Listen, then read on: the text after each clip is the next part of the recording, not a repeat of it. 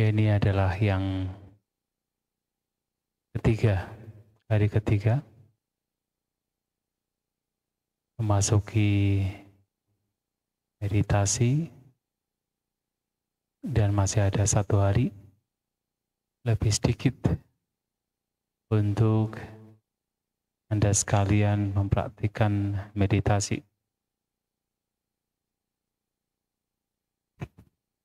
Ada 4 alasan kenapa kita mesti berjuang dalam pengembangan batin. 4 alasan ini disampaikan oleh Bhante Radapala ketika beliau ditanya oleh seorang raja, kenapa mempraktikkan kehidupan sebagai biku dikala masih muda? Yang sesungguhnya pertanyaan tersebut adalah mengacu kepada kenapa mesti berjuang untuk mempraktikkan Dhamma walaupun masih muda, apalagi yang sudah tua. Ada 4 alasan. Bhante Radapala menyampaikan, dan 4 alasan ini beliau dengar sendiri dari Sang Buddha. Yang pertama adalah upaniyati loko adu, bahwa kehidupan kita sebagai manusia itu terus digiring dan tidak kekal. Yang dimaksud dengan digiring adalah terus mengalami ketuaan. Kita manusia tidak pernah mengalami sejak kita lahir itu semakin muda, tapi usia kita semakin bertambah, mengalami ketuaan. Dan seiring dengan ketuaan yang terjadi, yang tadinya masih sehat, lambat laun kita menjadi rapuh. Yang tadinya masih kuat, lambat laun menjadi lemah. Mata kita semakin hari semakin tidak awas lagi. Rambut kita juga semakin hari juga semakin memutih. Gigi kita juga semakin tanggal satu persatu habis. Dan itu terjadi pada hampir setiap orang. Bahwa hidup kita tidak kekal, digiring menuju ketuaan. Dan karena ketidakkekalan inilah maka praktik Dhamma itu sangat penting untuk dilakukan. Ada 2 orang dalam hal ini. Ketika seseorang masih muda, seseorang yang tidak bijak akan berpikir, mumpung saya masih muda, saya akan menikmati kesenangan indera sebanyak mungkin. Tapi bagi mereka yang bijak justru akan berpikir, mumpung saya masih muda, saya harus berjuang. Saya harus mempraktikkan Dhamma. Saya harus bermeditasi. Karena nanti ketika ketuaan terjadi, ketika jasmani kita semakin rapuh, semakin lemah, walaupun masih bisa untuk praktek Dhamma, tetapi tidak bisa kita pungkiri akan lebih sulit ketimbang ketika masih muda. Benar ya? Yang rambutnya sudah putih ya? Iya. Itu terjadi. Dan terjadi pada semua orang. Maka sebelum kita mengalami ketuaan yang masih muda-muda, berjuang. berjuang untuk melatih dhamma, melatih batin. Ini yang pertama. Yang kedua, alasan kedua adalah anatoloko anabisaru. Bahwa ternyata kehidupan kita ini tidak memiliki pelindung yang sesungguhnya. Kita tidak bisa menjadi tuan bagi kita yang sesungguhnya. Kenapa dikatakan demikian? Karena coba yang disampaikan oleh Bhante Ratapala. Pada saat kita mengalami sakit, Anda mengalami sakit, apakah Anda bisa kemudian membagi sakit Anda kepada orang lain? Bisa tidak? Tidak kan? Ketika kita sakit, yang merasakan sakit adalah kita sendiri. Walaupun seseorang punya istri yang tercinta, suami yang katanya sayang, tapi ketika sakit akan dialami oleh masing-masing. Tidak bisa kita bagi. Kita yang akan mengalami. Dan kalaupun kita sudah berpikir untuk membaginya ke orang lain, atau mungkin membaginya ke kekuatan lain, ternyata tidak bisa. Sakit ya sakit, kita yang sendiri mengalami. Tidak ada sesungguhnya pelindung yang sebenarnya. Kita tidak bisa menjadi tuan bagi kita. Karena kalau kita betul-betul tuan bagi kita sendiri, maka ketika sakit, kita bisa memerintah. Wahai sakit, hilanglah. Tapi nggak bisa. Kita harus berjuang untuk bisa melenyapkan sakit. Harus pergi ke rumah sakit, pergi ke dokter. Harus mencari uang untuk bisa membayar ke dokter. Pun walaupun demikian, hanya bisa lenyap untuk sementara. Setelah itu muncul lagi. Dan kita tidak bisa menjadi tuan bagi kita sendiri. Dan persoalannya adalah ini akan terjadi berulang kali. Dikatakan berulang kali bukan hanya sekedar di alam sekarang. Nanti ya kita punya keyakinan mati, lahir lagi. Mati lagi, lahir lagi. Mati lagi, lahir lagi. Dan di sepanjang kelahiran, proses menuju kematian, sakit ini akan muncul berulang kali. Dan kita tidak bisa melakukan apa-apa untuk benar-benar terhindar dari sakit. Ketika sakit terjadi, kita sendiri yang akan mengalami. Dan bukan orang lain. Sedikit pun, walaupun misalnya kita ingin supaya yang lain merasakan 1% saja, ternyata tidak bisa ya. Bahkan 0,5% saja tidak bisa. Apalagi separuhnya. Kita sendiri yang harus mengalami. Maka ketika seseorang merenungkan bahwa ketika sakit, kita yang mesti mengalami dan bukan orang lain, kita tidak bisa membaginya, dan ini akan terus berulang terjadi pada kita, maka kita mesti berjuang. Berjuang, mempraktikkan dhamma, membangun batin yang baik, untuk supaya demi suatu saat mencapai pembebasan.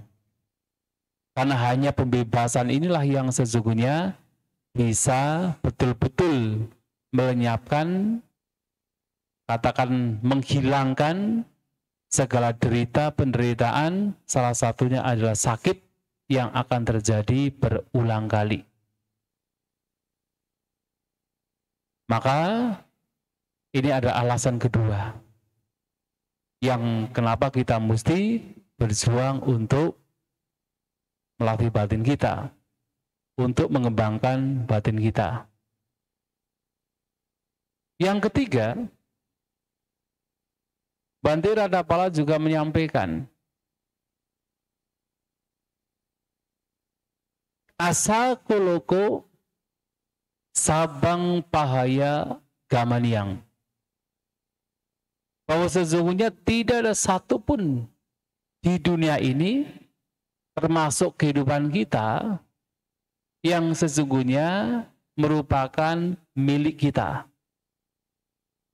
Asakuluku. Pada akhirnya semua akan ditinggalkan. Sabang pahaya. Semua akan ditinggalkan. Dan tidak hanya mungkin yang berada di sekitar kita yang meninggalkan kita, kita pun juga pada akhirnya akan pergi. Gamaniang, pergi kemana? Pergi menuju kematian, alam lain. Tidak ada satupun di dunia ini yang sesungguhnya benar-benar menjadi milik kita. Tidak ada. Semua yang berada di sekitar kita, semua hal yang Anda kumpulkan, semuanya suatu saat, cepat atau lambat, pasti akan ditinggalkan. Karena masing-masing dari kita pasti menuju kematian. Dan itu tidak bisa dihindari. Kita sudah berjuang mati-matian untuk mempertahankan apa yang ada. Perjuangannya mati-matian. Ternyata kita mati beneran. Kita akan mati beneran, cepat atau lambat. Dan terkadang tidak harus menunggu ketika sudah berumur tua. Tidak. Kapan saja bisa terjadi. Dan kita sudah melihat orang-orang yang masih sehat, teman kita, orang dekat kita, kelihatan masih energik, masih sehat. Sepertinya tidak ada sakit sama sekali. Tiba-tiba meninggal. Pernah mengalami kan? Pernah ya? Begitu.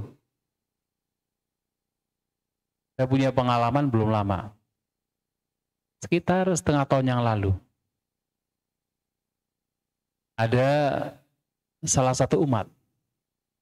Kita sering bicara tentang dhamma. Dan anehnya, kita sering bicara tentang kematian. Bahwa kita harus siap dengan kematian yang akan datang kapan saja. Tapi orangnya energik. Dan sebelum meninggal, jadi besok meninggal, kemarin itu WA saya. Nanti saya mau bicara, mau telepon gitu kan. Waktu itu saya tidak melihat HP, terus pagi-pagi saya lihat ya pesan di WhatsApp. Waktu itu ada kegiatan 1 hari penuh untuk mengantar mahasiswa, ada study tour. Saya pikir nanti malam saya telepon dia. Pas malam-malam ketemu dengan Bhante Jayaratano. Bincang-bincang sampai tengah malam. Besoklah saya telepon gitu kan. Pagi-pagi lupa juga. Karena banyak kegiatan, kemudian pas mau makan siang, itu berada di bis. Saya ingat, kan saya mau telepon nih. Saya telepon. Diangkat tetapi tidak dijawab. Kemudian saya telepon lagi, saya pikir HP-nya itu mungkin suaranya tidak terdengar. Tapi saya coba lagi kok Ada suara berarti tidak dijawab. Kemudian saya telepon lagi, yang jawab anaknya. Katanya, namanya Romo Seno. Romo Seno di mana? Anaknya bilang, Romo Seno sudah tidak ada. Saya syok. Karena apa? Kemarin mau telepon saya adalah orangnya energik. Memahami dhamma dengan sangat baik. Untungnya memahami dhamma dengan sangat baik. Sangat baik. Tetapi meninggal. Dan kita tidak tahu. Bahkan mungkin orangnya pun juga tidak pernah berpikir akan meninggal. Karena masih punya ide, punya gagasan, punya perencanaan. Tetapi kemudian meninggal. Dan itu bisa terjadi pada siapa saja. Kita pun juga sama. Kita punya, mungkin kita masih punya ide, gagasan, ingin ini, ingin itu. Tidak terpikir bahwa kematian itu akan terjadi. Tapi kematian itu bisa terjadi kapan saja. Kapan saja. Dan orang yang bijak merenungkan bahwa kematian bisa terjadi kapan saja, maka dia akan berjuang. Mumpung masih hidup.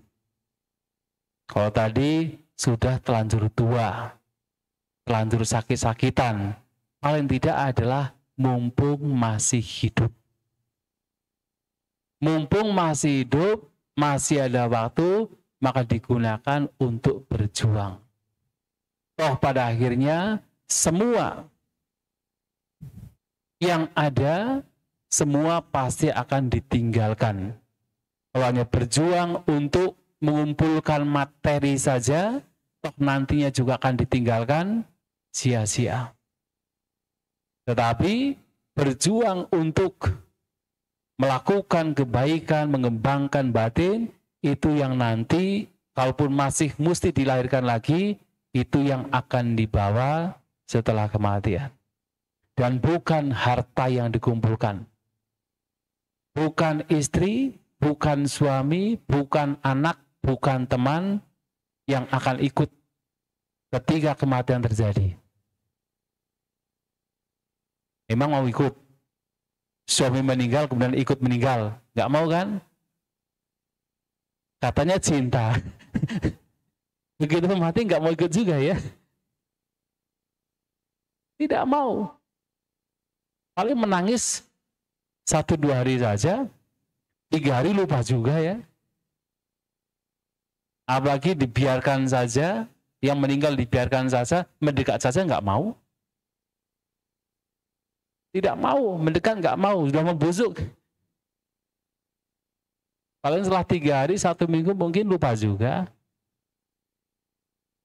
Dan tidak ada satu pun yang akan ikut dengan kita pada saat kita meninggal, kecuali perbuatan yang kita lakukan, yang kita kumpulkan. Dan tergantung perbuatan baik atau perbuatan yang buruk.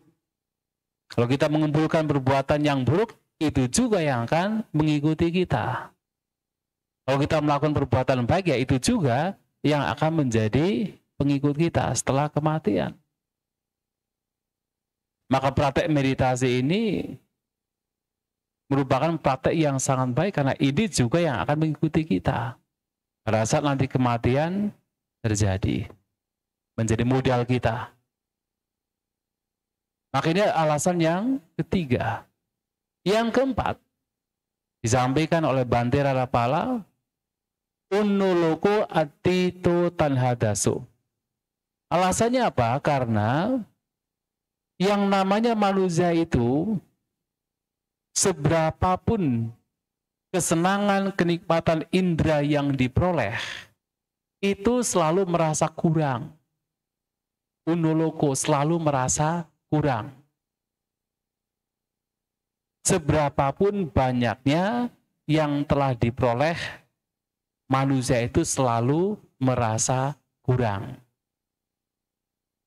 Benar tidak? Benar ya? Mungkin orang kalau tidak punya motor, ya kepingin motor ya. Tapi kalau sudah punya motor, apakah betul-betul puas? Belum puas ya. Kepingin mobil. Kalau sudah punya mobil, apakah kemudian merasa puas? Belum puas. Apalagi mobil tetangga lebih bagus. Mobil sendiri Avanza, tetangga Innova. Kepingin juga ya.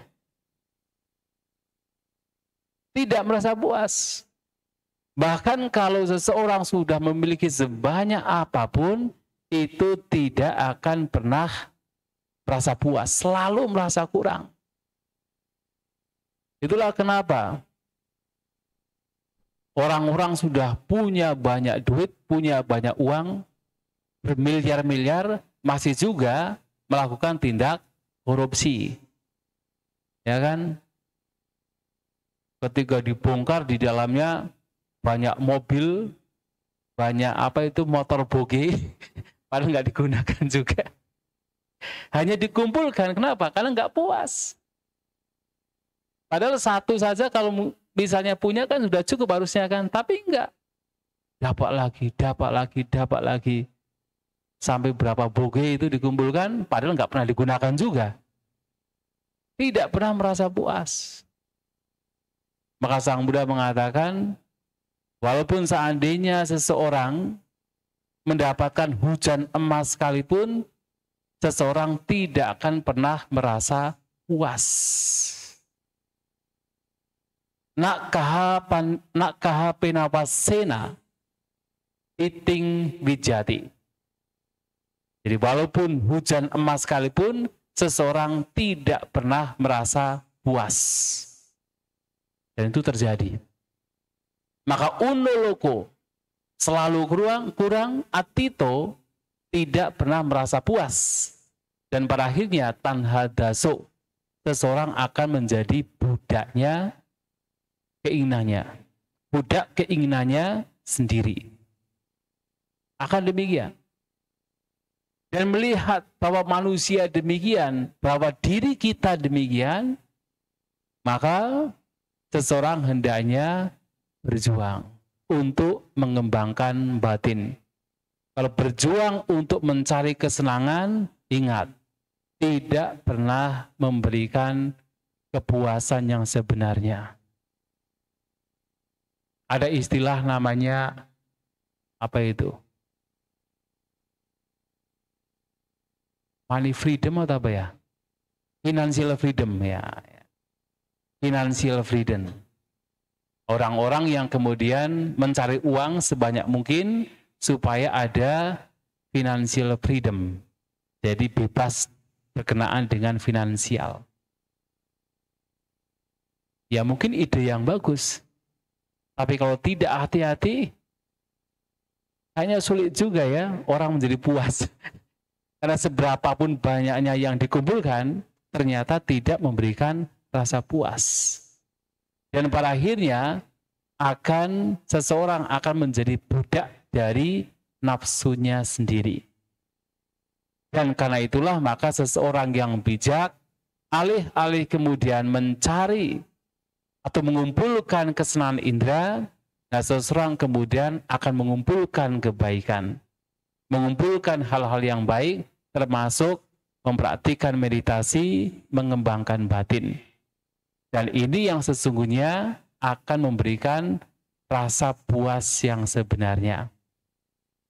Jadi kenikmatan indera tidak pernah memberikan rasa puas, justru dengan batin yang semakin bebas dari kotoran batin, kepuasan yang sebenarnya itu akan diperoleh. Maka ini yang mesti dicari. Dan ini pula kenapa meditasi itu dilakukan. Hingga Sang Buddha mengatakan, lebih baik hidup sehari, tetapi waspada, ketimbang hidup 100 tahun, tetapi lengah. Yang dimaksud dengan waspada adalah ketika seseorang berjuang dalam pengembangan batin. Dan yang dimaksud dengan lengah adalah ketika seseorang hanya hidup untuk mencari kenikmatan indera. Itu ada kelengahan. Maka lebih baik sehari tetapi waspada, tetapi mengembangkan batin, daripada 100 tahun tetapi hanya mencari, mengejar kesenangan indera yang pada akhirnya tidak bisa memberikan rasa puas. Itulah hal yang juga yang patut untuk kita renungkan, kita jadikan pengingat agar kita senantiasa tergugah, termotivasi untuk mempraktikkan Dhamma, berjuang dalam pengembangan batin. Kalau ada pertanyaan, dipersilahkan. Berkenaan dengan meditasi. Ya, saya Bante. Anumodana, selamat malam Bante. Saya Livia Hu, salah satu peserta dari Singapura. Begini, saya cuma mau nanya aja. Karena apabila suatu saat ya, kita menemukan uang selembaran yang jatuh di jalan atau payung gitu ya, apakah kita boleh kita ambil? Saya menanyakan si A mengatakan begini, jangan diambil, jangan dilihat, itu bukan barang kamu. Tapi si B bilang boleh, daripada diambil orang, ya sama juga kita ambil, seperti payung kita pakai. Tapi uang jangan dipakai, diajarkan, didanakan. Jadi kita bicaralah waktu berdana, misalnya kita ketemu 50.000, kita ambil, kita bilang ya dana ini agar membuahkan kebajikan yang dilimpahkan kepada yang hilang uang ini. Jadi yang mana yang benar bimbingan? Coba minta bimbingan yang lebih akurat Bante. Saya ada ragu-ragu. Ya, ketika melihat ada benda berharga yang jatuh ya boleh diambil, tetapi bukan untuk dimiliki, tetapi untuk disimpankan terlebih dahulu. Disimpankan.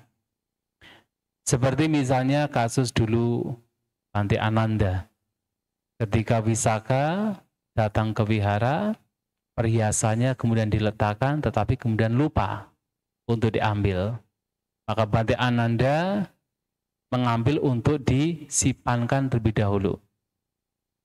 Dan nanti ketika Wisaka datang, kemudian diberikan. Nah, kemudian bagaimana ketika ada benda berharga kok terjatuh atau katakan ya tidak ada pemiliknya, diambil tetapi untuk diselamatkan. Kemudian kalau memang ada, misalnya kalau misalnya di mall misalnya gitu kan ada ya ada tempat apa namanya itu yang informasi itu ya, yang bisa kita datang ke sana untuk memberitahukan bahwa ada benda yang ditemukan supaya nanti apa? Yang merasa memiliki itu datang. Atau misalnya kalau tidak ada tempat tersebut ya kita bisa, kalau ada orang ya bisa, ya kita bisa ya berteriak gitu kan, menyampaikan ke orang-orang ini milik siapa, benda milik siapa, kan begitu kan. Tapi bukan untuk diri kita. Kalau nanti misalnya ada orang yang mengaku padahal bukan milik dia, ya karma buruk dia. Bukan karma buruk kita kan. Itu karma buruk dia. Tapi kalau bukan barang berharga seperti payung bagaimana Bante? Oh, itu berharga juga. Oh berharga itu. Tidak berharga bagi orang yang kaya. Bagi orang yang tidak punya itu berharga juga. Oh, jadi jangan mau payung, mau pokoknya yang benda bukan milik kita dan itu masih berguna, itu bukan dibuang, tapi masih berguna, itu patut untuk diselamatkan dulu. Kalau memang tidak ada pemiliknya, kalau itu memang tertinggal atau memang katakan jatuh, diselamatkan. Nanti tunggu siapa yang merasa memiliki. Kalau gitu lebih baik kalau ketemu di food court payung gitu kita cuekkan saja ya. Di food court gitu ya. Yeah. Nah kalau misalnya di tempat-tempat tertentu yang barangkali orang ketinggalan dan dia akan kembali lagi ya kita cuek saja. Yeah. Ya. Terima kasih. Tapi kalau itu benda berharga sekali, ya baik juga untuk menyelamatkan. Tapi ya kita harus lihat situasi dan kondisi. Misalnya kalau di restoran ya kita harus memberitahu kepada orang di restoran gitu kan. Karena kalau kita bawa, kemudian yang punya datang, lihat, repot juga kan. Ya, terima kasih Bante. Ya. Satu pertanyaan lagi ya Bante. Ya. Bante, kalau meditasi itu apa diharuskan ambil 8 sila? Tidak harus. Kalau tidak ikut, kita tidak ikut baca, begitu? Iya, kalau tidak ikut ya tidak ikut baca. Tidak ikut bertekad. Oh. Tidak harus, tetapi begini. Dalam sebuah retreat meditasi biasanya ketika peraturannya adalah ikut 8 sila, maka semuanya ikut 8 sila. Tetapi di dalam retreat meditasi tertentu, terkadang ada pilihan. Siapa yang mau praktek 8 sila dipersilahkan, siapa yang mau 5 sila juga dipersilahkan. Nah, tergantung dari retreat di mana dengan peraturan seperti apa kita ikuti.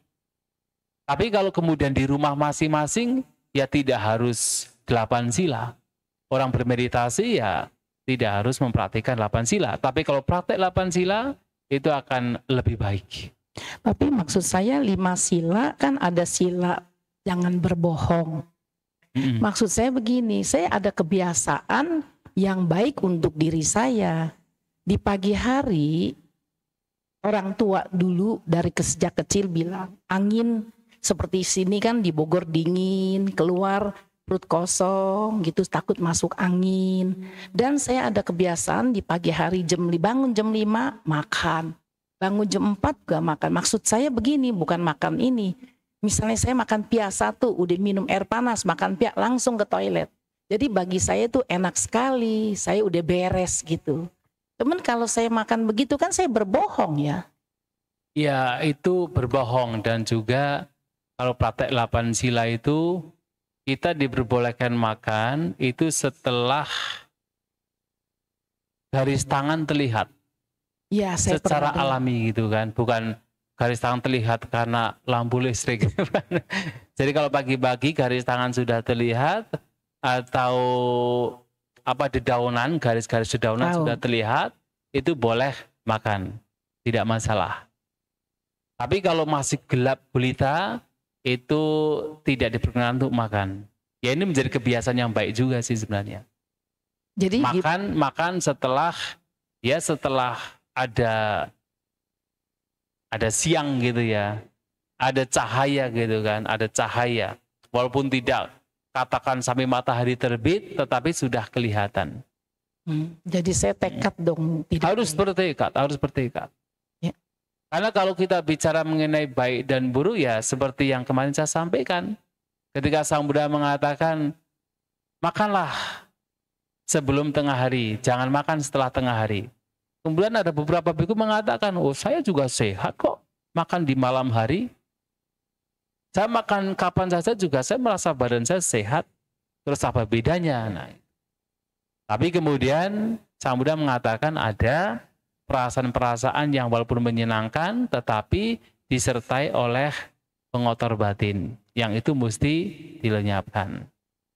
Nah, sehingga kita mempraktikkan 8 aturan kemoralan, salah satunya adalah tidak makan setelah tengah hari dan makan setelah ada cahaya begitu, cahaya alam. Itu karena juga untuk menghindari perasaan-perasaan yang sesungguhnya muncul disertai dengan kotoran batin. Itu memang halus sekali. Sehingga praktek demikian juga, ya kalau kami para biku mempraktekkan sepanjang hidup. Tetapi untuk para perumah tangga, sekali waktu dipraktikkan. Sekali waktu. Supaya ya paling tidak ada kotoran batin yang halus sekalipun juga itu tidak muncul. Begitu ya. Ya, makasih ya Bante. Ya.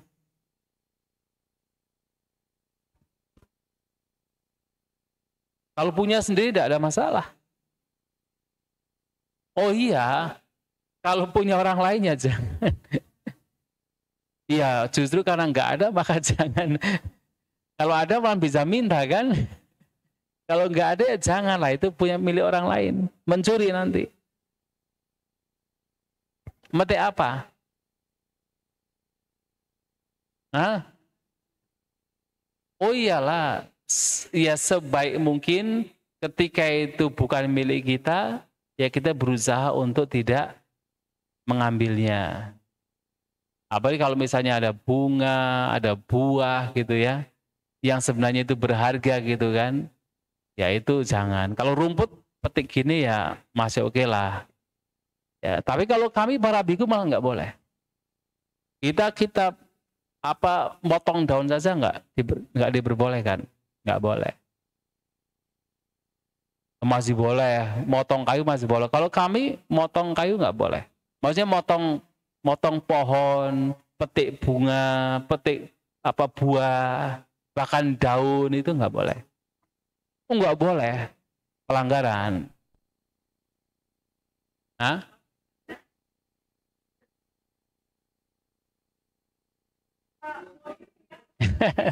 Ya, ya itulah makanya. Jadi ya kita harus hati-hati juga.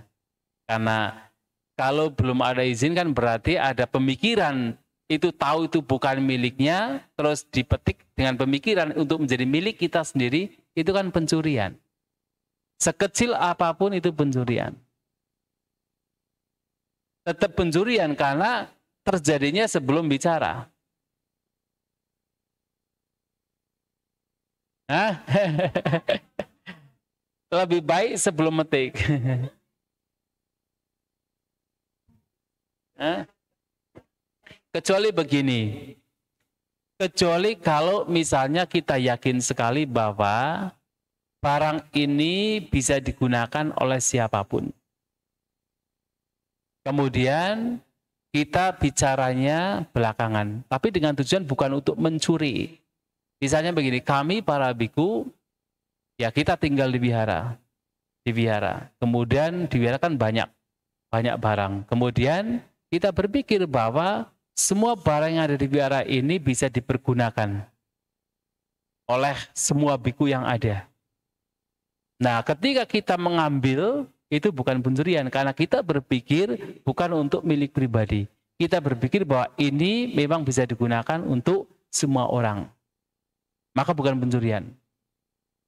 Tapi kalau kemudian itu milik orang, kemudian mengambil, walaupun itu milik wihara, kita mengambil dengan tujuan memang sadar sekali ini bukan milik saya, ini milik orang lain, terus kita ambil dengan tujuan untuk milik diri sendiri, itu pencurian.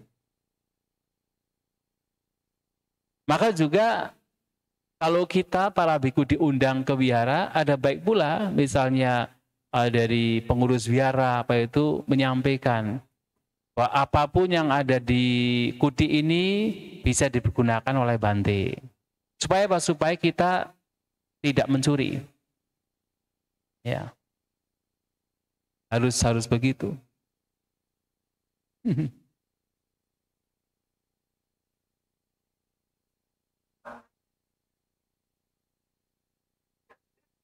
Oh iya. Oh ya itu pencurian. Jangan ya. Ya. Lebih baik meminta daripada mencuri. Oh tidak ya.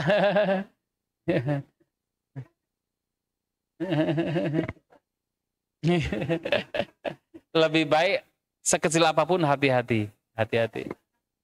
Ya. Kalau ada kesepakatan bukan pencurian. Berarti kita di sini kan kita menggunakan listrik, kita menggunakan air. Itu kan karena sudah ada pemahaman bersama bahwa ini bisa digunakan. Maka kita tidak mencuri. Kan ini airnya juga bukan air kita. Listrik juga bukan listrik kita. Tapi ada pemahaman bahwa ini bisa digunakan ketika kita berada di sini dan itu kita nggak ada pemikiran untuk mencuri. Itu bukan pencurian.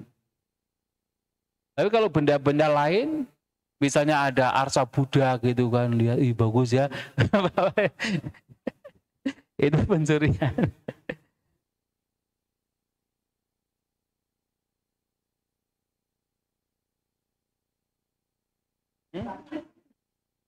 Oh, maksudnya kita.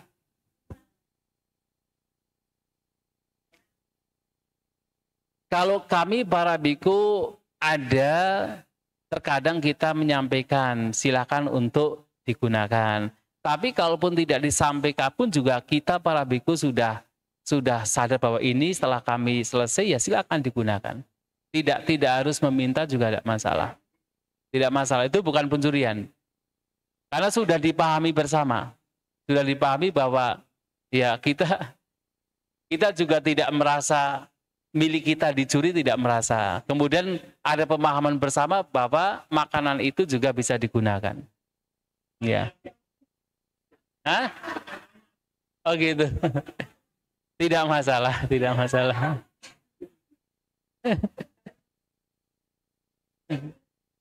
Oh iya, nggak masalah.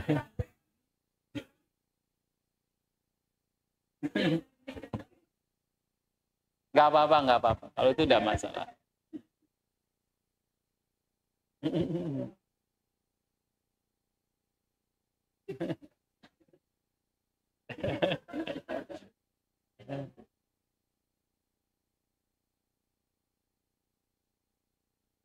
Ya baik, yang lain, ya. Bante, kemarin kan ada bilang apa 180 juta Brahma itu mencapai pencerahan, itu arupa Brahma atau rupa Brahma, Bante? Rupa Brahma. Oh, kalau Ya, arupa tidak mungkin. Arupa nggak mungkin bisa. Karena kalau sudah arupa Brahma itu tidak bisa mendengarkan dhamma. Oh, Nggak ada materi, nggak ada jasmani. oke. Mereka itu hanya 4 gugusan saja, Oke. sehingga tidak bisa mendengarkan dhamma. Kalau gitu yang rupa Brahma mereka harus tunggu Sang Buddha lahir terus membabarkan dharma baru bisa pencerahan, atau mereka bisa berlatih Oh, sendiri? rupa Brahma itu macam-macam. Jadi rupa Brahma itu bahkan 5 alam rupa Brahma itu disebut alam Sudawasa. Itu adalah khusus untuk mereka yang mencapai anagami. Ketika seseorang mencapai anagami maka terlahir di alam rupa Brahma Sudawasa. Dan di sana mereka mencapai kesucian arahanta. Maka di alam Sudawasa itu ada anagami, ada arahat di sana. Nah, kemudian rupa Brahma lainnya kecuali 1 yang tidak mungkin mencapai kesucian. Semuanya bisa mencapai kesucian. Yang 1 ini adalah alam asanya sata. Rupa Brahma asanya sata itu nggak mungkin mencapai kesucian. Karena mereka yang terlahir di sana itu mencapai jhana tetapi dengan pandangan yang salah. Maka terlahir di alam asanya sata, makhluk yang batinnya itu menjadi pasif sekali. Pasif. Maka dikatakan sebagai asanya, tanpa pikiran, tanpa persepsi. Karena pasif sekali. Maka begitu batinnya itu bergerak, artinya sudah terlahir di alam lain. Nah, selama di sana, selama di alam rupa Brahma ini, batin itu pasif sekali.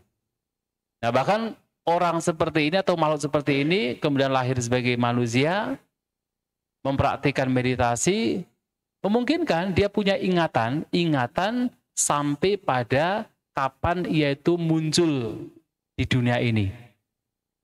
Nah, sehingga dia punya pandangan bahwa kemunculan setiap makhluk itu tanpa sebab dan kondisi. Disebut adicca samupana. Dan itu merupakan salah satu pandangan salah yang disampaikan Sang Buddha di dalam Brahma Jala Sutta.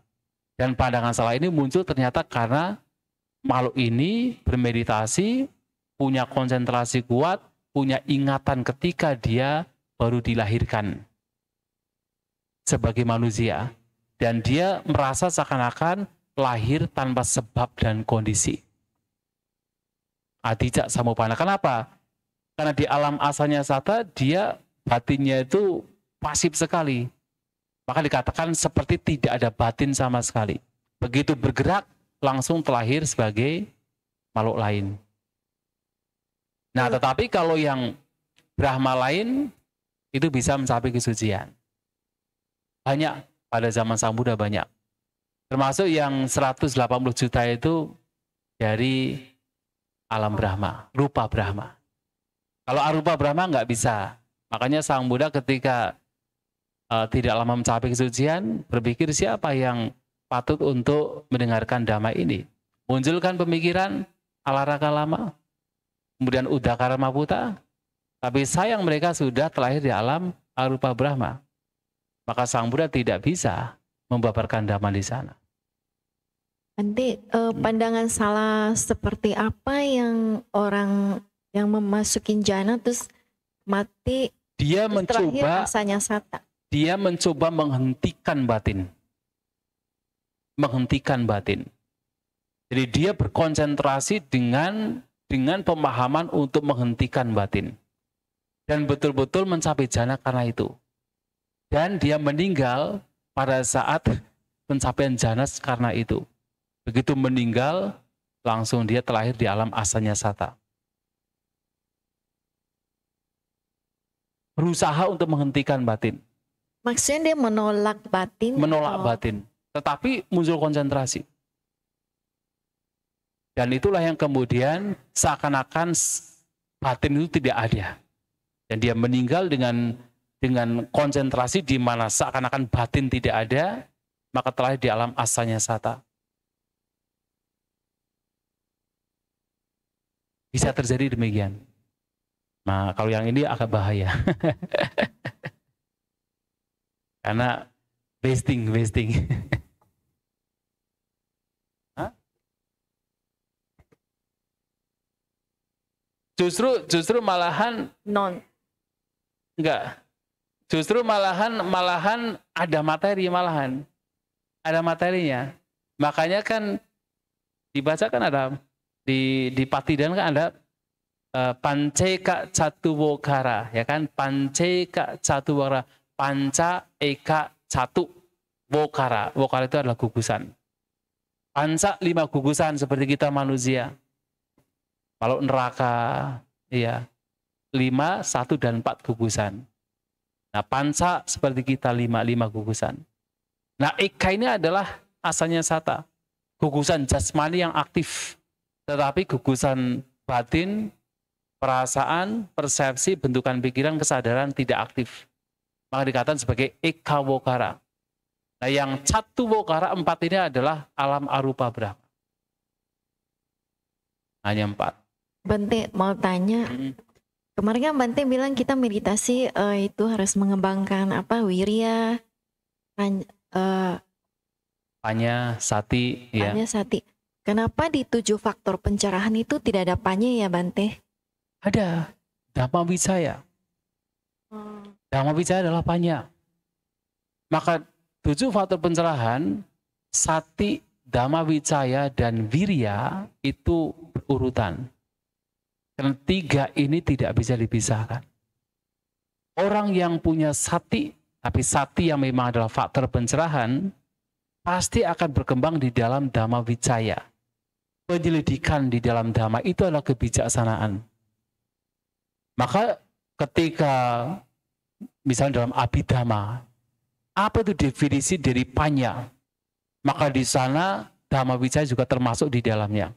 Sampajana, panya, Dhamma Vicaya, panyindriya, panyabala, itu masuk di dalamnya.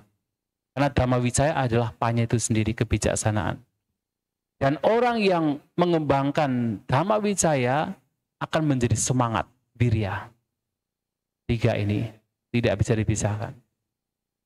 Terus yang 7 faktor pencerahan ini hanya bisa dilatih lewat meditasi saja? Oh iya, atau pengembangan batin. oh hanya pengembangan batin? Ya, meditasi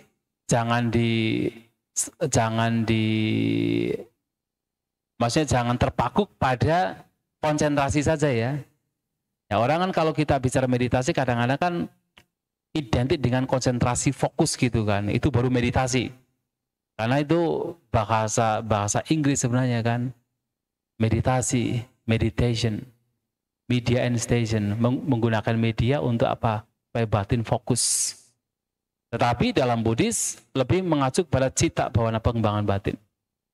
Dalam pengembangan batinnya, semua kualitas batin yang baik itu dikembangkan. Makanya 7 faktor pencerahan itu adalah semua kualitas yang baik kan.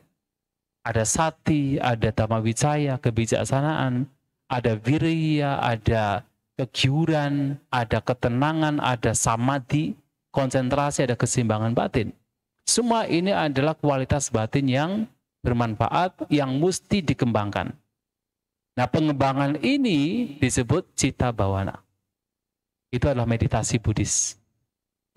Terus kaitannya dengan Dhamma satu jalan mulia berunsur 8 dengan 7 faktor pencerahan ini masuk. Sangat berhubungan. Bahkan semua kualitas yang baik, kita boleh mengatakan 37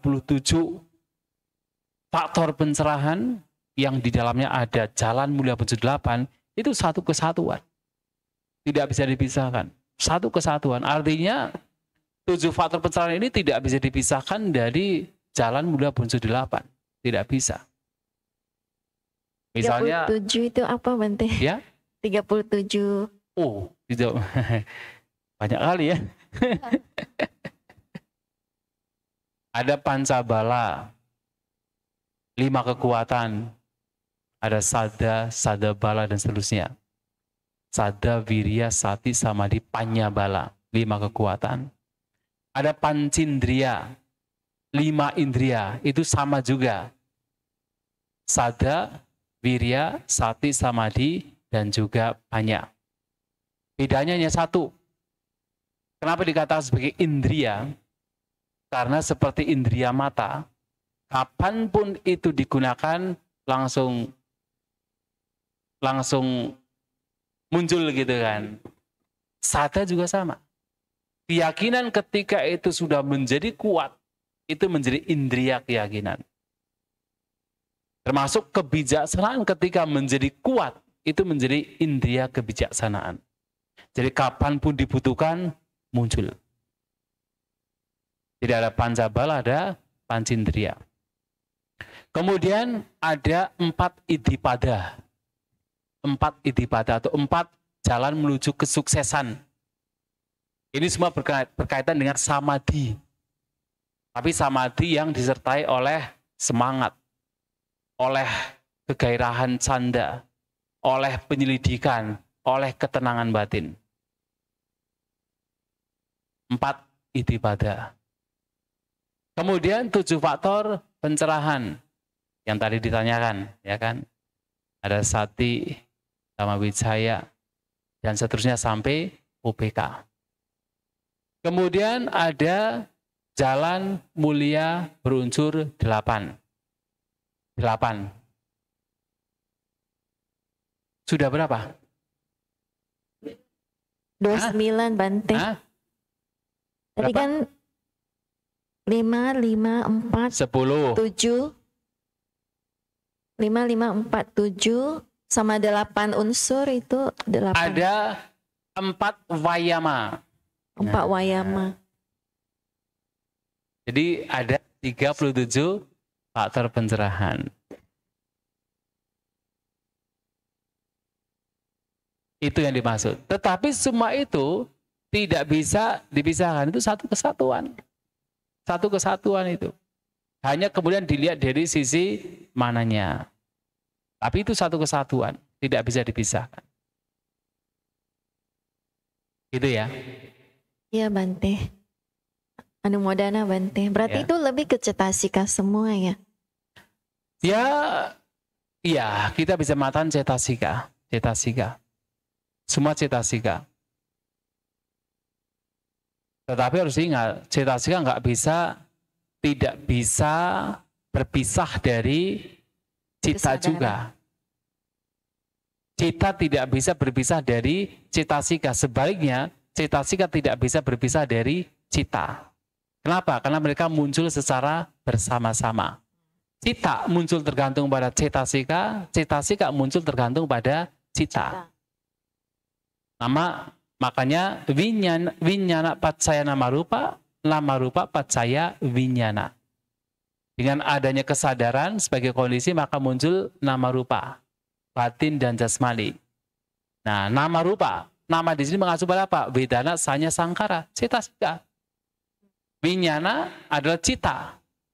Sebagai kondisinya maka muncul nama rupa, nama adalah vedana, sanya, sangkara, cetasika. Betul ya? Bukan awija, pacaya tanha, pacaya sangkara. Baru, Sangkara pacaya vinyana, baru setelahnya winyana. Ya, vinyana pacaya nama rupa. Dan kemudian sering disebutkan nama rupa pacaya vinyana. Belum. Bahkan vinyana pun nama rupa juga pacaya vinyana. Maka Sambuddha mengatakan seperti dua ikat bambu yang menopang, berdiri saling menopang. Kalau satu diambil, satu jatuh. Satu diambil, satu jatuh. Mereka akan terus yaitu berjalan atau katakan berdiri, itu saling menopang. Nah, baru kemudian nama rupa pacaya salayatana. Tetapi yang menjadi penting adalah bahwa vinyana ini muncul tergantung pada nama rupa. Nama rupa juga muncul tergantung pada vinyana. Apa itu nama rupa? Rupa adalah jasmani. Nama adalah vedana, sanya, sangkara, cetasika. Kan ada berapa? 52 cetasika kan? Iya. Yang dua apa? Vedana dan Sanya. ya. Yang 50 apa? Banyak. Sangkara maksudnya. Oh, sangkara, iya. Iya, Bante. Yang 50 sangkara.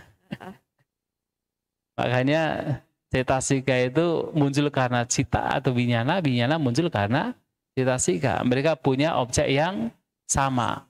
Muncul lenyapnya secara bersamaan. Tidak bisa dipisahkan. Maka kalau kemudian kita berbicara 37 faktor pencerahan, itu pun juga walaupun mengacu kepada cetasika, tapi juga di sana ada cita juga. Tidak bisa dipisahkan. Ya, anumodana Bante. Iya. Seri-seri.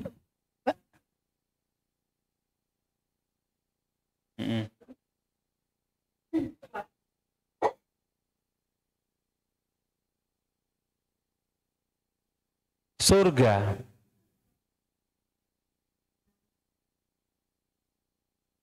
Oh iya. Alam. Alam. Oh, letaknya.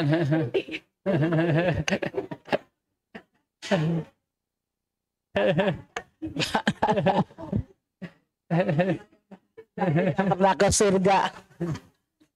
Letaknya ya.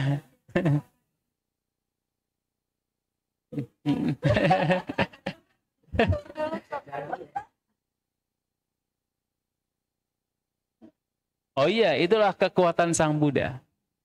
Sang Buddha punya kekuatan bahkan tidak hanya di alam surga dengan badan kasarnya, bahkan ke alam Brahma sekalipun Sang Buddha dengan badannya bisa ke alam Brahma. Itu kekuatan beliau. Oh, kalau di mana ya harus mati dulu.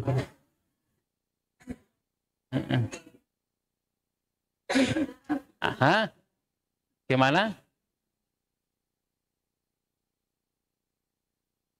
Ya, itu pun juga orang bermeditasi mencapai jana pun belum tentu bisa ke sana.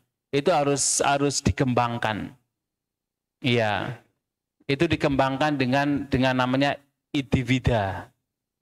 Seseorang bisa mengembangkan kekuatan iddhivida di mana bisa bahkan ke alam Brahma, ke alam surga bisa dilakukan.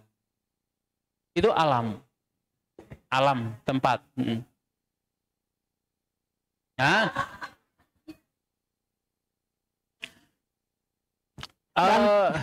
Itu pertanyaan. mungkin yang berbentuk hewan ada. Karena begini, alam surga paling rendah itu namanya Catu Marajika. Catu Marajika itu paling dekat dengan alam manusia dikatakan. Dimensi lain tapi paling dekat dengan alam manusia. Hah? Kalau sesekal kelihatan. Itu teori-teori gitu ya. Tapi yang jelas adalah memang dikatakan itu memang dekat dengan alam manusia Dekat dalam artian ya itu dimensinya dekat dengan alam manusia, itu dimensi lain sebenarnya. Dimensi lain karena begitu halusnya bahkan seseorang tidak bisa melihat karena berada di dimensi lain. Nah, dekat dengan alam manusia dan itu satu marajika. Jadi ada naga, ada yaka, kumbanda, ada gandaba. Nah, naga ini adalah yang berbentuk naga. Seperti ya naga.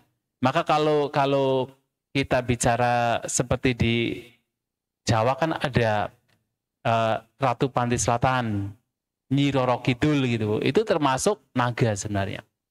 Bahkan di daerah Klaten, Jogja itu di sana itu banyak sumber mata air. Namanya itu umbul ya, umbul. Dan anehnya daerah sana itu hampir semua umbul itu dan umbulnya itu bagus-bagus, bening-bening dan besar-besar. Makanya kadang saya heran kenapa Pak Isa kok ngambilnya di Jumbrit ya, jauh sekali. Padahal di Klaten itu banyak sekali umbul yang itu besar-besar, jernih sekali, dan anehnya, sangat jernih sekali, sangat bersih. Dan anehnya di sana itu ada kepercayaan, hampir semua umbul punya kepercayaan ada naga di sana. Ada naga.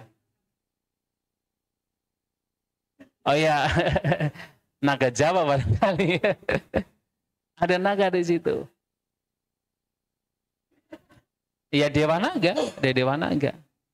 Dan itu padahal ya di kalangan bukan kalangan Buddhis, masyarakat yang justru malah mereka ya penganut ya umat Islam, tetapi mereka percaya karena beberapa orang itu punya pengalaman, pernah melihat gitu.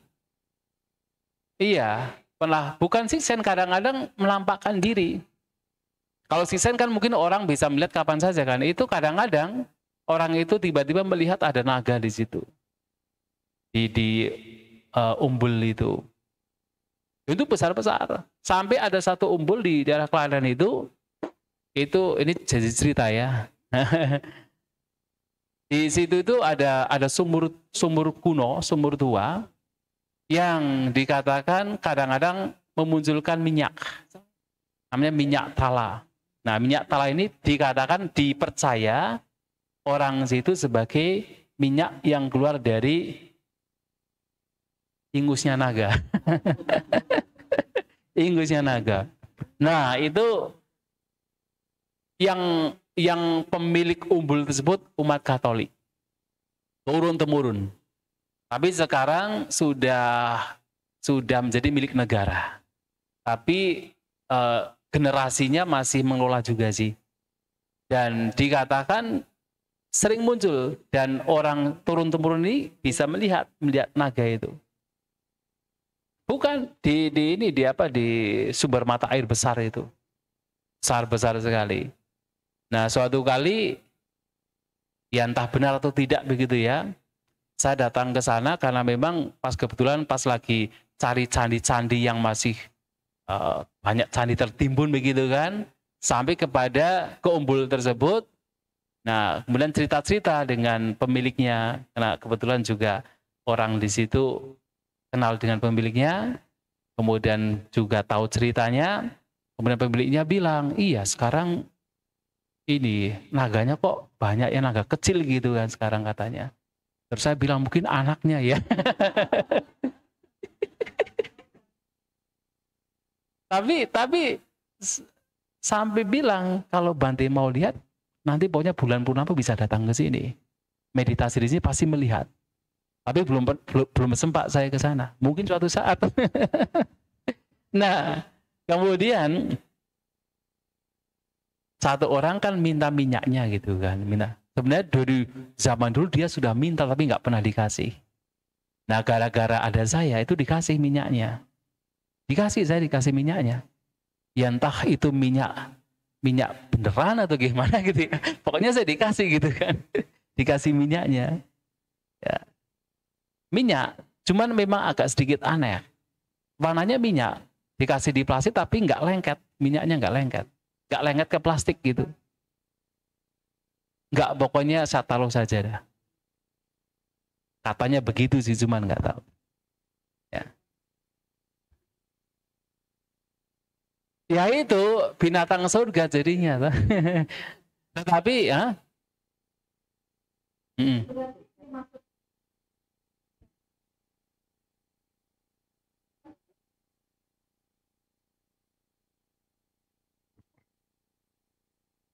Ya itu kan patung doang. Iya. Memang kan dari zaman dahulu, naga itu kan memang sering diminta untuk menjaga gitu kan. Makanya kan di biara-biara, di pusatagara itu kan dikasih naga gitu kan. Dengan harapan ada betul-betul naga yang menjadi penjaga. Tapi kan itu hanya patung doang. Kalau naga asli ya di alam mereka lah. Ya. Bante, saya mau lanjut tentang pencerahan. Kan pencerahan itu kan sati, panya, wirya, piti, kegiuran, sampai UPK.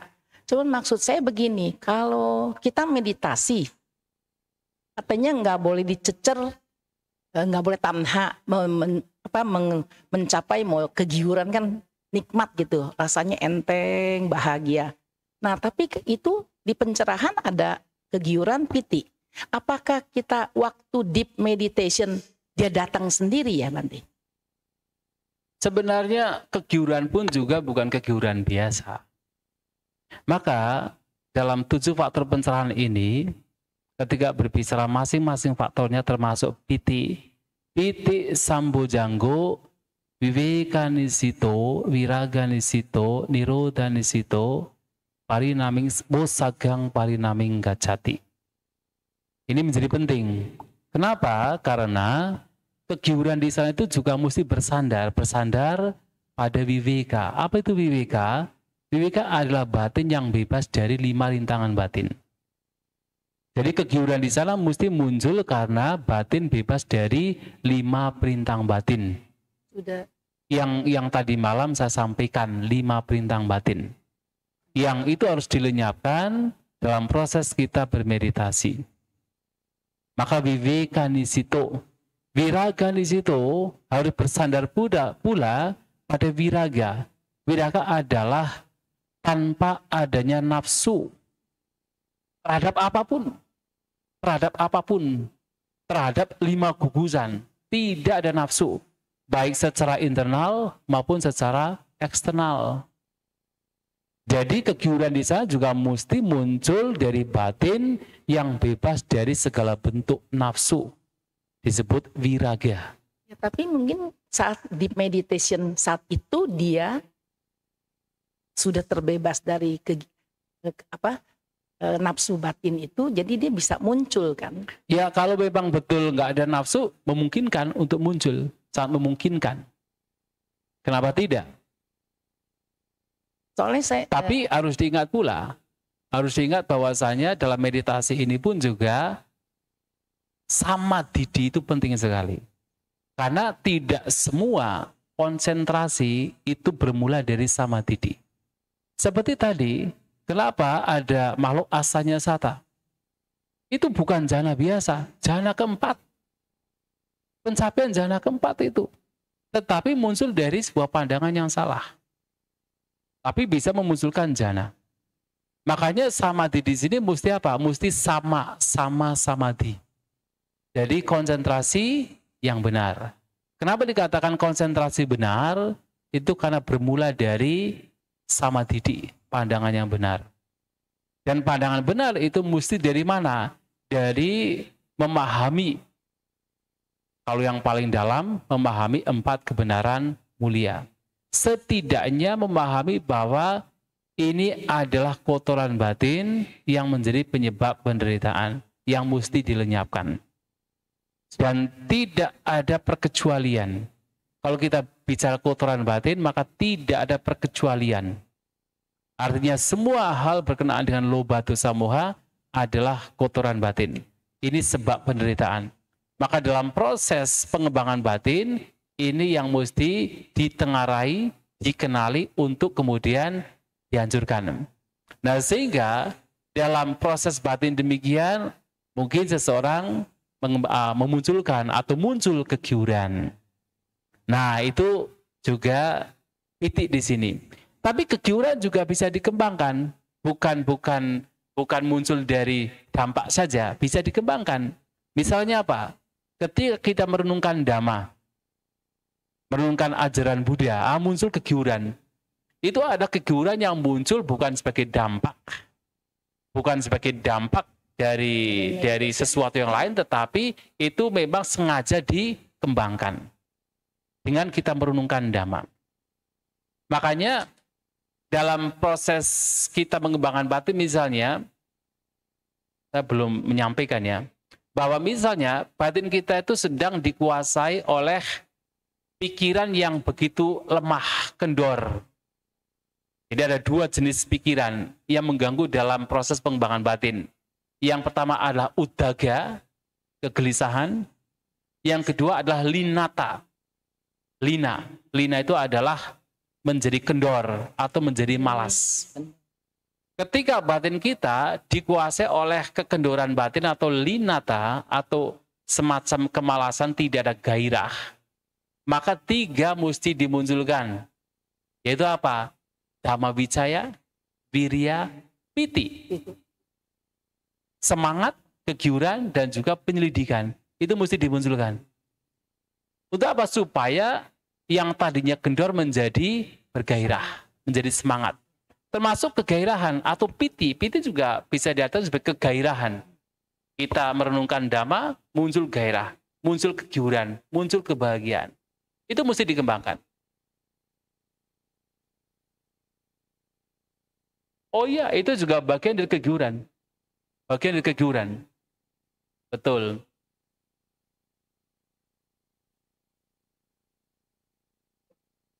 Ya, tetapi ya kadang-kadang kegiuran pun juga kalau nggak hati-hati bisa diserai oleh keserakahan juga.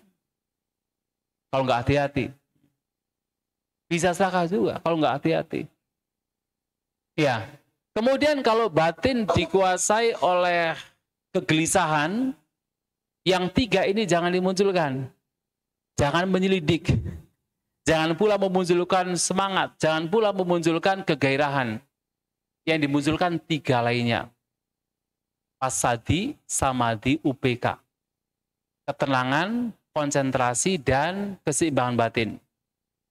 Tiga ini punya satu karakteristik, rileks. Kalau kita sedang gelisah, maka dibuat rileks. Dibuat rileks. Tenangkan saja, rileks saja. Gak usah berpikir-pikir, gak usah menyelidik. Kalau kita menyelidik, malahan tambah gelisah. Kitanya terima apa adanya gitu ya. Nah, sehingga jangan menyelidik, tapi tenangkan saja. Nah, satinya di mana? Kan ada 7 kan? Satinya di mana? Kenapa nggak disebutkan? Di akhir khutbah saya mengatakan satinca kebahang sabatikang wadami. Saya katakan bahwa sati perhatian mesti muncul di semua kondisi. Maka perhatian sati harus ada di semua kondisi. Ya, kenapa? Itu yang nanti akan menengarai. Oh, kondisi batinnya sedang terlalu bersemangat, mesti diturunkan. Oh, kondisi batinnya sedang terlalu kendor, mesti dinaikkan. Itu adalah karena ada sati. Ya, sati itu mindfulness deh. Mindfulness ya. Dalam keadaan merem, dalam keadaan melek. Sama saja, ya. Terima kasih, Bante. Ya, baik. Ya. Bante, satu lagi boleh nggak? Ya, baik. Ini pengalaman saya sendiri ya, Bante. Awal pertama kali saya dengar ajaran Buddha itu tentang hukum karma. Kebenaran mulia itu saya nggak ngerti sama sekali. Nah, dari hukum karma ini, itu saya langsung merasa mungkin muncul sada, piti. Saat itu juga saya meneteskan air mata. Apakah itu dosa? Itu hal yang baik. Karena memahami, meyakini hukum karma juga bagian dari pandangan yang benar. Samadhi. Hanya kemudian memang ada 2 jenis pandangan yang benar. Pandangan benar yang pertama adalah sasawa, punya bagia, wikepa bagia. Artinya adalah bahwa ini pandangan benar yang masih berasosiasi dengan asawa, noda batin, masih merupakan bagian dari punya kebajikan, dan itu masih memberikan vipaka, dampak manfaat. Itu apa? Punya pandangan benar berkenaan dengan hukum karma. Percaya, yakin dengan hukum sebab akibat. Itu pandangan benar. Hanya saja ini masih ada noda batinnya. Ini masih merupakan kebajikan yang nanti membawa kepada dampak kelahiran. Tapi sudah pandangan benar. Dan kalau itu dimiliki jauh lebih baik ketimbang yang tidak punya kepercayaan tentang hukum karma. Karena kalau nggak punya keyakinan terhadap hukum karma, yang terjadi apa? Seseorang tidak akan bisa melihat bahaya dari perbuatan yang buruk. Maka dia akan melakukan perbuatan yang buruk. Pembunuhan, pencurian, melakukan tindakan yang tidak baik bisa dilakukan. Kenapa? Tidak percaya dengan hukum sebab akibat. Tapi kalau kita punya keyakinan terhadap hukum sebab akibat, kita menjadi waspada terhadap perbuatan kita. Dan itu baik. Walaupun itu masih ada noda batinnya. Kenapa? Karena itu masih ada persepsi aku, persepsi makhluk, persepsi diri, kemudian ada kelahiran kembali. Nah, itu masih bagian dari punya kebajikan. Masih ada noda batinnya. Tapi ada pandangan benar yang memang nantinya membawa kepada pembebasan. Disebut sebagai maganggang, faktor dari sang jalan. Yang tidak lain adalah berkenaan dengan 4 kebenaran Arya. Kita punya pandangan benar, memahami dengan benar tentang 4 kebenaran Arya atau 4 kebenaran mulia, itu adalah yang lebih unggul lagi. Tapi keduanya harus dimiliki. Baik tentang hukum karma maupun tentang 4 kebenaran Arya, itu mesti dimiliki. Justru dengan kita memahami tentang hukum karma, itulah kemudian berlanjut kepada pemahaman 4 kebenaran mulia. Karena apa? Kalau tidak ada hukum karma, terus tidak ada kelahiran kembali, untuk apa kita kemudian berjuang keras, terbebas dari kelahiran? Ya kan? Karena kita yakin ada kelahiran kembali, dan di situ ada duka penderitaan, maka kita berjuang keras untuk bisa terbebaskan. Dan perjuangan tersebut karena memahami hukum karma yang kemudian terkombinasi dengan 4 kebenaran Arya. Kalau air mata yang berhubungan muncul karena ternyata ini ajaran yang saya yang terbaik yang saya hilang selama ini, ternyata saya sudah menemukan. Ya, yaitu itu asawa kan, atau bukan? Itu ada kebahagiaan di situ ya. Ya, ada piti sangat besar, sada sangat besar. Karena itu makanya memunculkan air mata. Itu masih dikatakan sebagai sobana cita atau sebagai pikiran yang baik, somanasa sagatang, nyana sambayutang, sasangkalikang. Kenapa? Di situ ada perasaan bahagia, muncul karena pengetahuan tentang hukum karma, dan di situ ada dorongan juga, terdorong. Terdorong karena apa? Terdorong karena ada pemahaman demikian. Maka muncullah dorongan. Muncul dorongan yang itu membawa kepada kebahagiaan. Itu masih baik, tetapi apakah ada asawanya? Masih ada dosa, asawa. Bukan dosa kan? Bukan dosa. Itu bukan loba dosa moha, tetapi di situ masih ada tanhanya. Tidak hanya air mata. Tidak juga. Tanha itu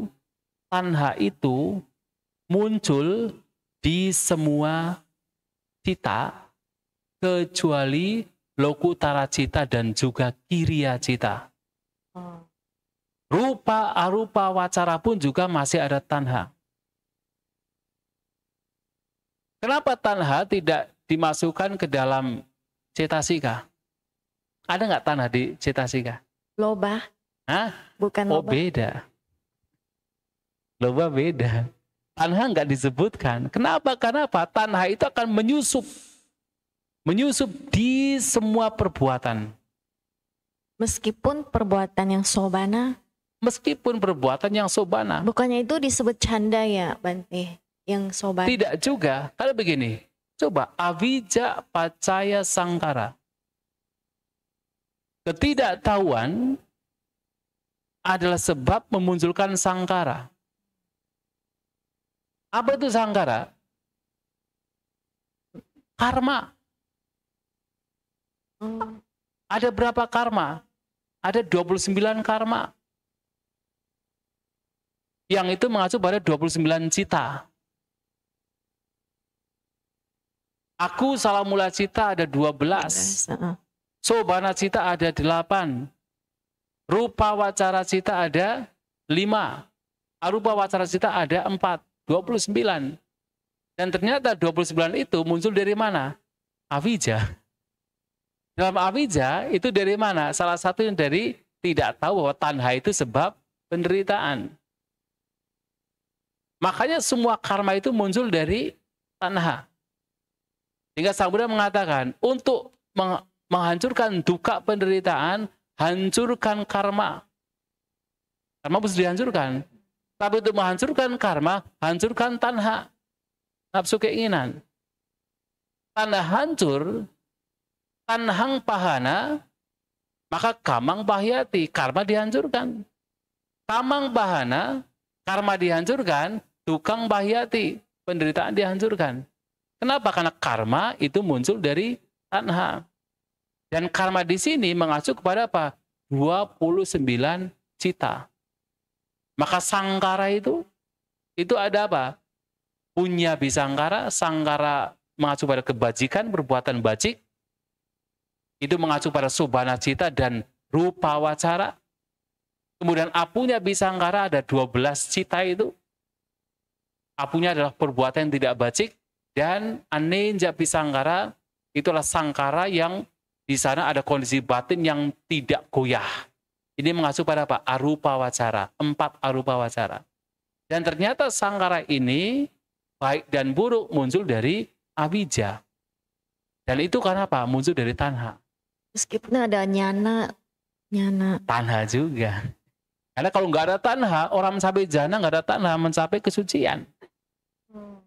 Karena jana ini rupa-rupa wacara masih membawa kepada kelahiran. Kenapa membawa kepada kelahiran? Karena ada tanha. Padahal itu jana. Itulah kenapa dalam dhamma ini kemudian seseorang harus memperhatikan apapun perbuatan selalu dilandasi oleh pemahaman 4 kebenaran mulia. Supaya apa? Supaya nantinya perbuatan-perbuatan ini mengarah kepada hancurnya karma. Bante, tanha itu dihancurkan hanya jika mencapai arahata? Oh ya, betul. Berarti di bawahnya masih ada tanha? Masih ada. Walaupun sudah lemah, itu masih ada.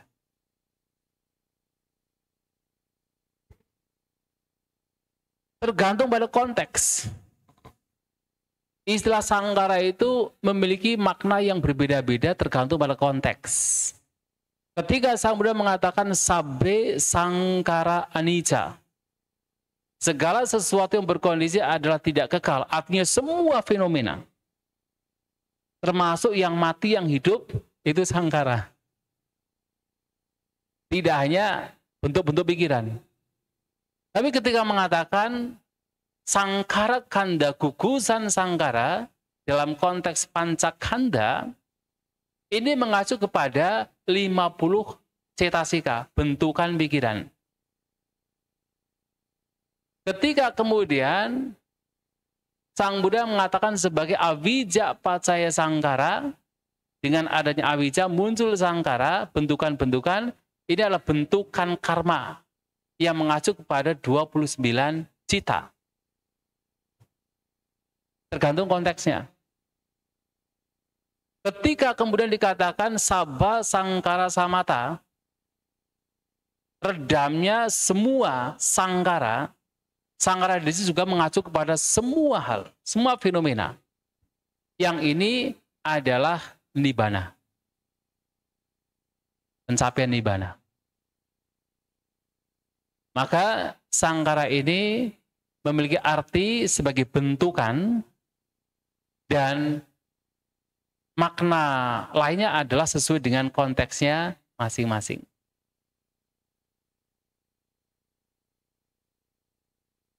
Ya.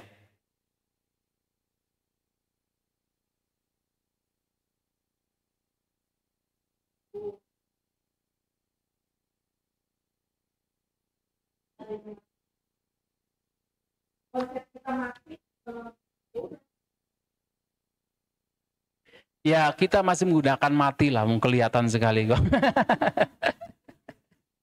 Tetapi konsep lainnya kan ada kemunculan, ada pelenyapan.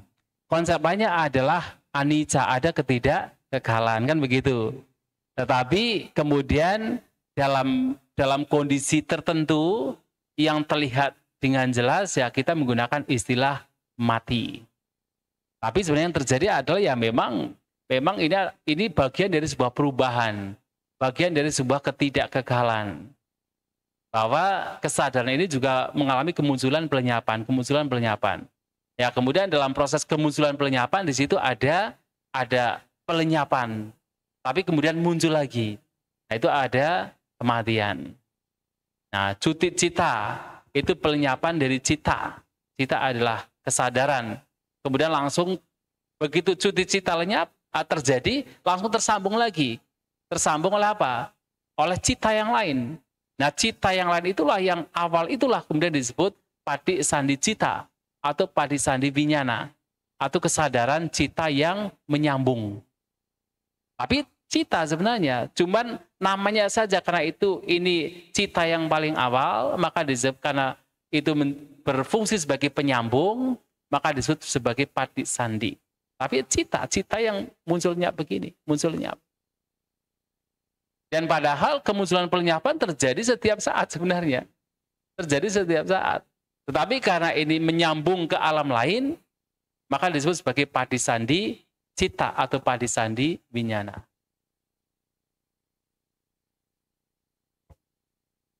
Oh enggak. Kalau tergantung ini masih kontroversi. Kalau kita membuatnya sebagai kontroversi. Kenapa? Memang ada beberapa yang punya pandangan setelah kematian makhluk tersebut masih harus mengembara sebelum mendapatkan kelahiran. Dalam tradisi tantrayana disebut masuk ke dalam alam bardo. Nah, kemudian tapi di dalam Theravada begitu orang meninggal langsung mengalami kelahiran. Jadi tidak ada jeda mencari kelahiran. Oh mungkin peta mungkin ya. Oh ya beda. Kalau peta itu alam tersendiri. Itu alam tersendiri. Yaitu kelahiran alam tersendiri.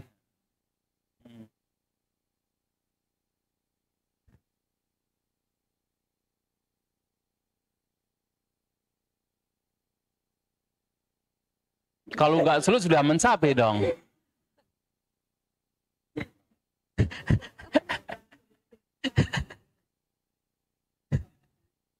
Kalau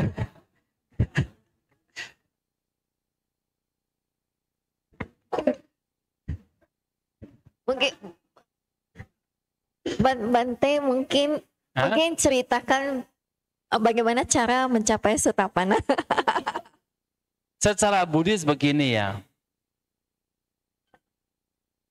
Orang mencapai sotapana itu, kenapa disebut sotapana? Iya, betul. Arus apa? Arus jalan mulia berunsur 8. Ya. Jadi apa itu sota? Sota adalah arus, apana adalah yang memasuki. Memasuki arus. Kemudian arus apa? Arus jalan mulia berunsur 8. Nah, seorang sotapana, untuk mencapai sotapana, ya seseorang harus mencapai magga dan pala. Sotapati magga, sotapati pala. Untuk mencapai sotapati magga dan pala, seseorang harus mengembangkan batinya. terutama adalah vipassana. Harus vipassana. Apakah mengarahkan kepada yang dominan perenungan anicca atau dukkha atau anatta? Yang di sana memunculkan konsentrasi, samadhi. Kalau seseorang condong kepada perenungan terhadap anicca atau katakan melihat ketidakkekalan di dalam 5 gugusan, maka dia akan mencapai samadhi yang disebut animita samadhi. Samadhi, konsentrasi yang tidak ada tanda. Nah, sementara orang selalu mencari nimita. Tapi justru kalau dalam samadhi, vipassana itu tidak ada nimita. Animita, tanpa nimita. Karena melihat semuanya sebagai tidak kekal.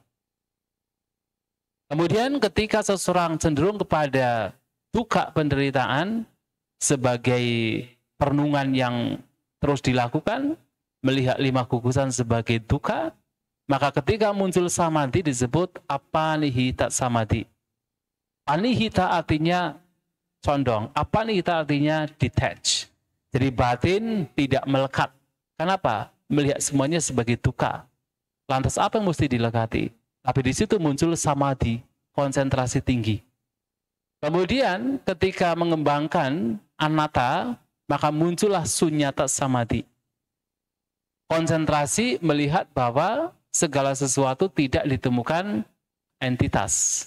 Tidak ada entitas, tidak ada makhluk. Tidak ada perempuan, tidak ada laki-laki, tidak ada banci, tidak ada LGBT. Semua hanya sekadar fenomena. Dan ini ternyata nyananya baru 1 ya. Ya, baru 2 ya. Oh, baru 2 ya. Ya. Jadi di dalam pemahaman nyana itu ada sangkara upeka nyana. Sangkara upeka nyana, pengetahuan bahwa sangkara semua menjadi seimbang. Dalam kondisi demikian, persepsi makhluk sudah tidak ada. Persepsi makhluk tidak ada. Yang kemudian dengan samadhi yang kuat sekali, tentu ada perhatian, ada kebijaksanaan, muncul samadhi, maka dikatakan sati, samadhi, panya itu kuat, maka memungkinkan seseorang kemudian mencapai magga, sotapati magga. Di dalam momen magga itulah objeknya sudah nibbana. Objek dari praktisi tersebut nibbana, yang di momen magga ini 3 belenggu itu dihancurkan.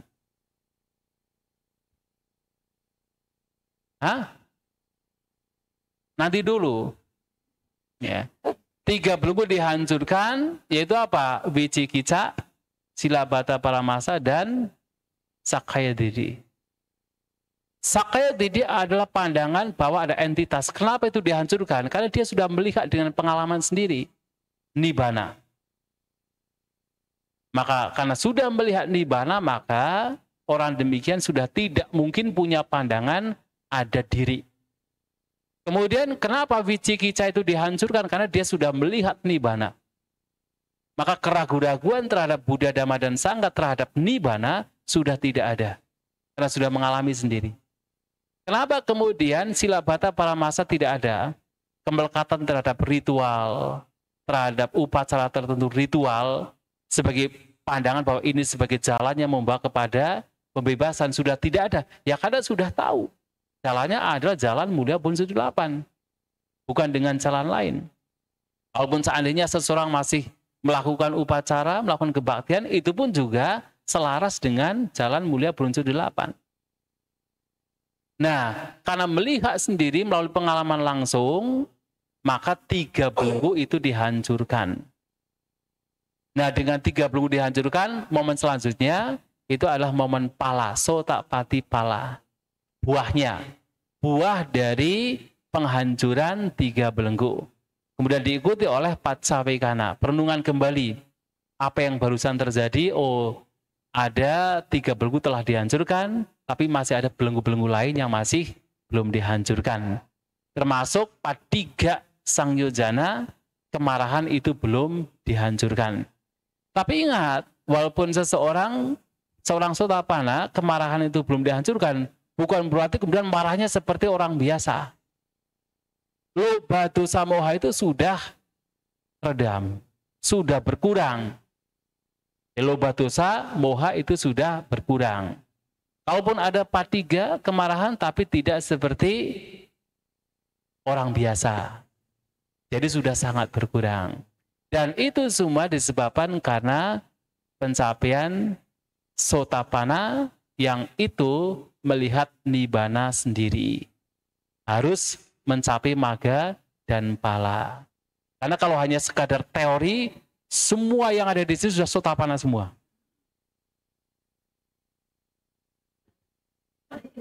Ya kan?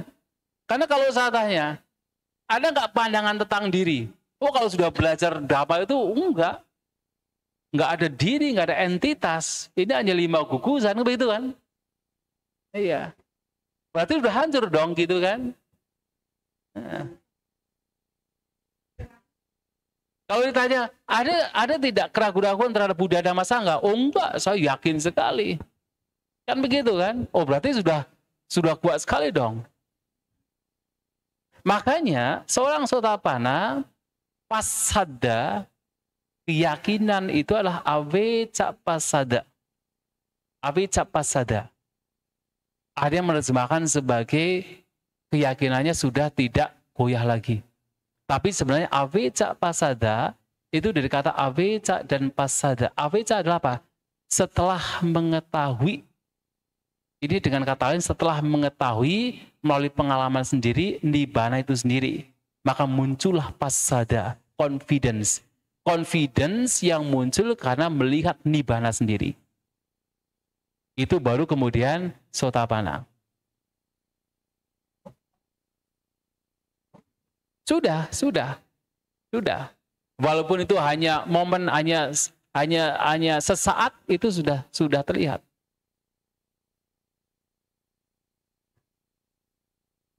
Oh banyak.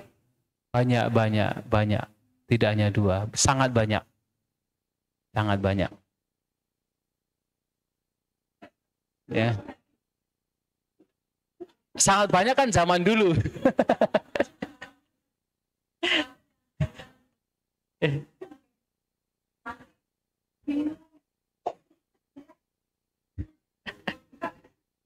Karena kalau saya nggak pakai bahasa Pali nanti nggak percaya.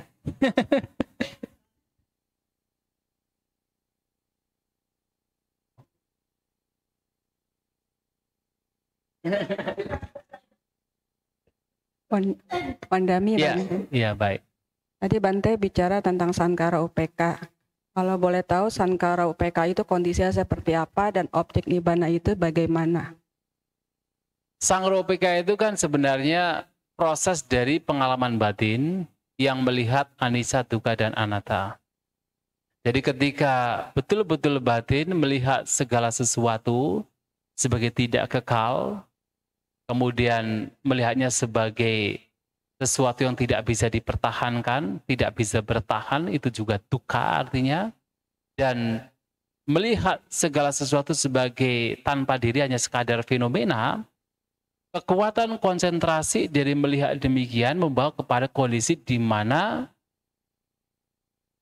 reaksi-reaksi pikiran yang itu adalah manifestasi dari tentang pemikiran tentang aku, tentang dia, tentang makhluk, tentang wanita, tentang laki-laki, itu lenyap. Nah sehingga dalam kondisi demikian, persepsi tentang makhluk itu tidak ada. Tentang sebagai perempuan, sebagai laki-laki, sebagai dia, sebagai aku, sebagai apapun itu tidak ada. Hanya sekadar fenomena. Fenomena yang tenang. Maka disebut Sankara UPK. Jadi Sankara menjadi seimbang. Itu ada proses dari perjalanan ya pengembangan batin dalam praktek vipassana. Yang itu kemudian masih ada lanjutannya juga dalam 16 nyana yang nanti akan ditulis ini ya. Ada lanjutannya di mana seseorang kemudian dengan kondisi batin yang sudah sedemikian kokohnya, anicca, dukkha, anatta sudah sedemikian kokohnya, maka batin akan mencapai yang disebut anuloma nyana. Anuloma itu adalah adaptif. Jadi batin sudah sangat adaptif dengan pengembangan batin itu sendiri. Melihat anicca, dukkha, dan anatta. Anuloma. Loma itu adalah rambut ini. Rambut apa? Loma. Anu itu adalah mengikuti. Kalau patiloma itu melawan. Kalau anuloma itu mengikuti. Artinya batin sudah begitu adaptif dengan kondisi batin yang berkembang melalui anicca, pengembangan perenungan anicca, dukkha, anatta. Nah, kalau batin sudah begitu adaptif, maka kelanjutannya adalah seseorang akan mencapai namanya gotrabu nyana.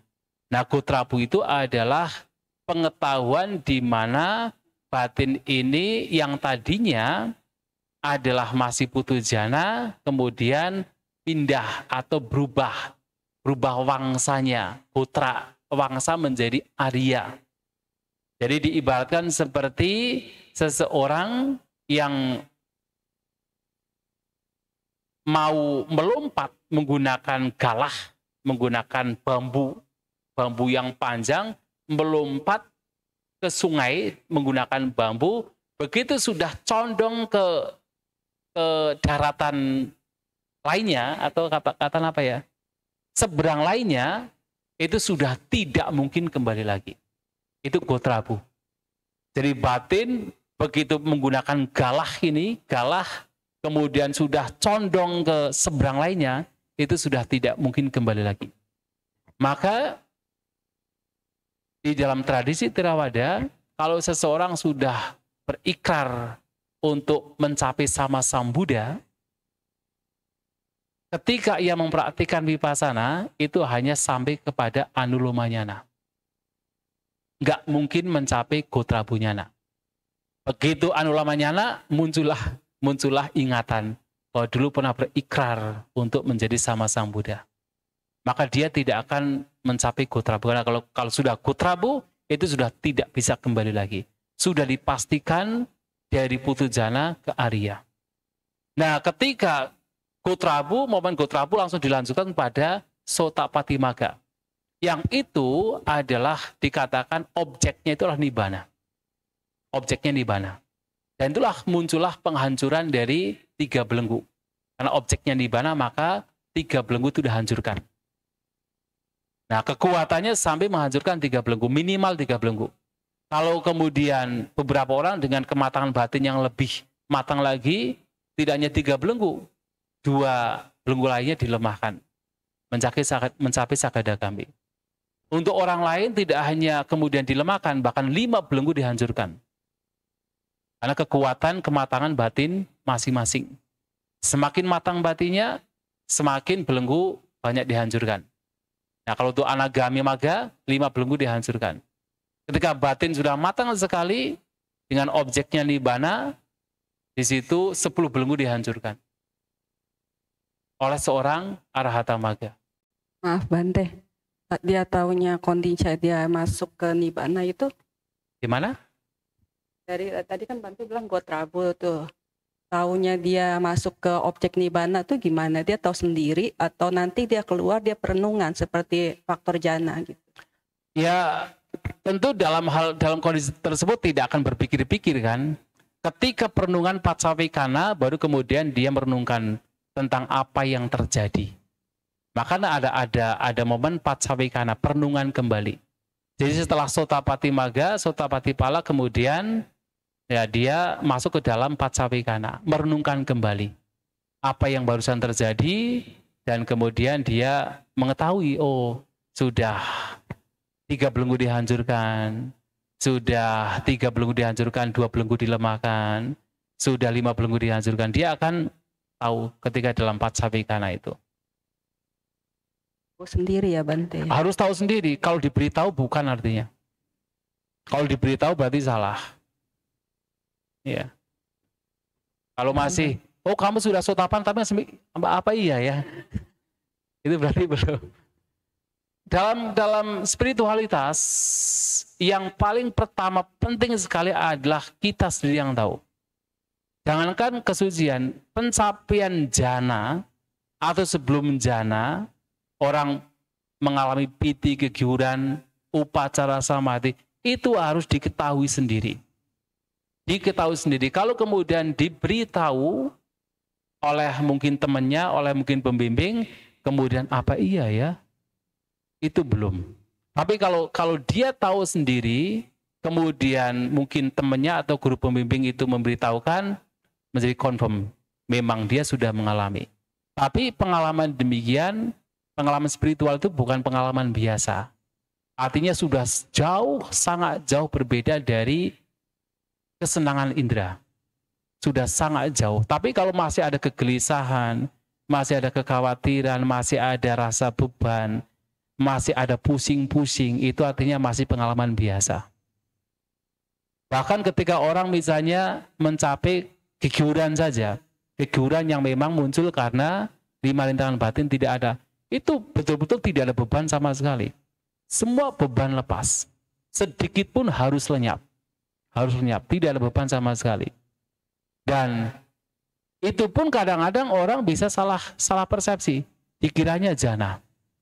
Bahkan beberapa orang bisa berpikir mencapai sotapana. Padahal ya karena itu pengalamannya bukan kesenangan indera lagi. Padahal belum jana, baru piti saja. Tetapi bisa membawa kepada pemikiran wah sudah tinggi sekali. Karena memang itu bukan kesenangan indera. Itu berlipat-lipat ganda dari kesenangan indera. Bahkan boleh dikatakan ya kalau kesenangan indera itu sifatnya itu membuat kita itu melekat, membuat kita itu bukan melekat, membuat kita itu terbebani, tapi dalam hal ini membuat kita itu menjadi betul-betul ringan, tidak ada beban. Dan itu yang kemudian membawa seseorang pada pemikiran, wah ini pencapaian tertinggi ini.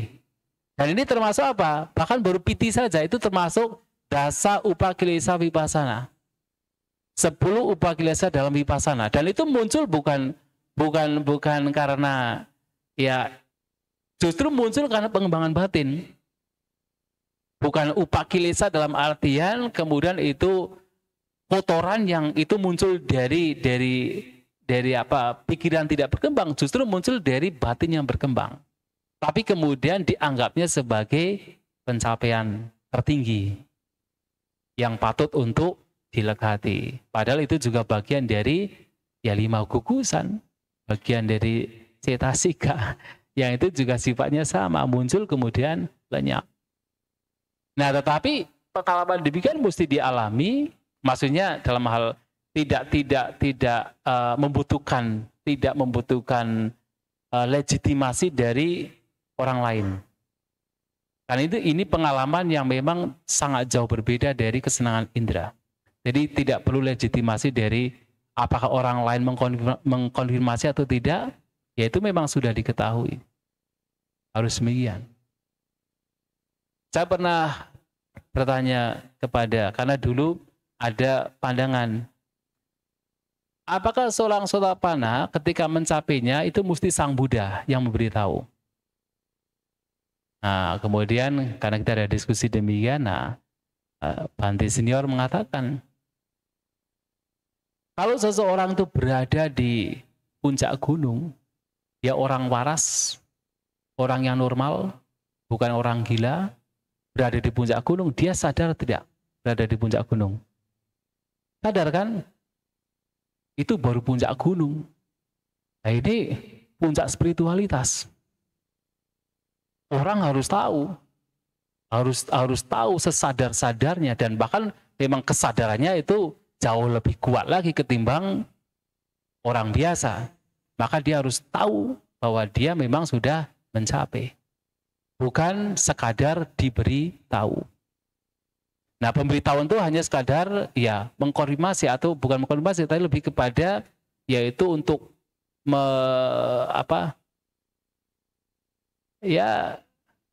bukan konfirmasi lagi sebenarnya, menguatkan saja, penguat saja bahwa memang itu sudah mereka capai.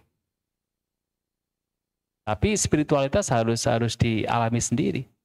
Bukan diberitahu sama orang lain. Pemberitahuan itu hanya sekadar bicara.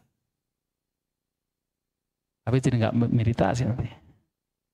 Oke ya, nanti larut-larut nggak meditasi. Atau sekalian meditasi ya. kemudian selesai langsung canting gitu ya, karena sudah jam berapa nih? Kurang ya 8.45, tinggal setengah jam lagi ya. Baik ya, kita langsung duduk meditasi dan kita jam 9.15 bisa canting dan selesai.